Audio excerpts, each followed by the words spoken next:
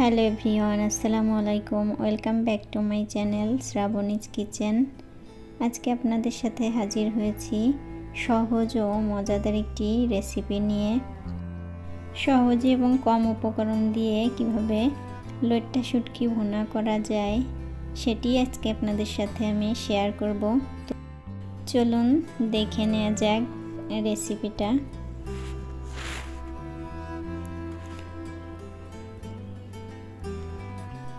আমি এখানে 150 গ্রামের মতো লইট্টা মাছ নিয়েছি। এটিকে প্রথমে আমি কেটে পরিষ্কার করে নিয়েছি। এখন আমার লাগবে 1 কাপ পেঁয়াজ কুচি, রসুন বাটা 1 কাপ এবং টমেটো কুচি নিয়ে নিয়েছি 1 কাপ নিয়ে নিয়েছি ধনিয়া পাতা কুচি। তো আমি প্রথমে মাছটাকে গরম পানি দিয়ে খুব ভালোভাবে ধুয়ে নেব। দেখুন ধুয়ে এটিকে পরিষ্কার করে নিয়েছি। এখন চলে যাব রান্নায়। চুলায় একটি প্যান বসিয়ে দিয়ে দিয়েছি রান্নার তেল। এখন দিয়ে দিচ্ছি পেঁয়াজ কুচি 1 কাপ পরিমাণ দিয়ে আমি এটিকে একটু ভেজে নেব। পেঁয়াজটা সামান্য ভেজে নিয়ে দিয়ে দিচ্ছি রসুন বাটাটা দিয়ে আমি এটিকে কাঁচা গন্ধ যাওয়া পর্যন্ত নেড়ে চেড়ে নিলাম। এখন দিয়ে দেব হলুদ গুঁড়ো 1 চা চামচ, লবণ 1 চা চামচ, শুকনা মরিচের গুঁড়ো 1 চা চামচ, জিরা গুঁড়া 1 চা চামচ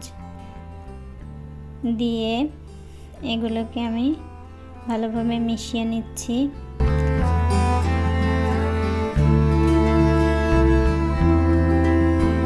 তো মিশিয়ে নেওয়া হয়ে গেলে দিয়ে দিব শুটকিটা।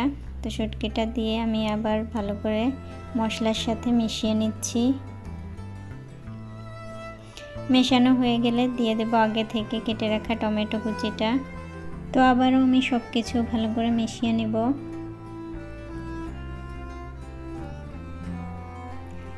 তো ভালোভাবে মেশানো হয়ে গেলে দিয়ে দেব 1 কাপ পরিমাণ পানি। পানিটা দিয়ে আমি ঢাকনা দিয়ে ঢেকে দিব।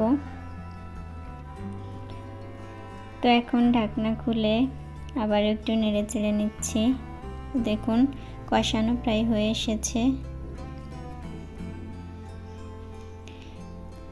কষানো যতটা ভালো হবে মাছটাও তত সুন্দর সিদ্ধ হবে।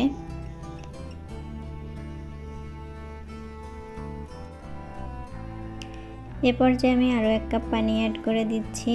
দিয়ে আবারও এটিকে ভালোভাবে নেড়ে নিচ্ছি।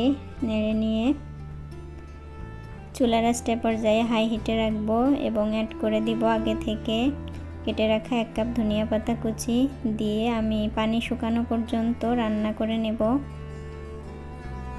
তো রান্নাটা পর্যায়ে শেষ, চুলাটা আমি বন্ধ করে দিয়েছি। তো দেখুন, তো আপনারা চাইলে খুব সহজেই রেসিপিটা বাসায় ট্রাই করতে পারেন। যেহেতু কম উপকরণে খুব সহজে তৈরি করা যায়, তাই বাসায় অবশ্যই ট্রাই করে দেখতে পারেন। তো আমার রেসিপিটা কেমন হয়েছে অবশ্যই জানাবেন। ভালো লাগলে আমার চ্যানেলটি অবশ্যই সাবস্ক্রাইব করবেন। আমার এই ধরনের আরও নতুন নতুন ভিডিও পেতে পাশে থাকা বেল আইকনটি একটি ক্লিক করে রাখবেন। তো আজকের মতো এ পর্যন্ত। আল্লাহ হাফেজ।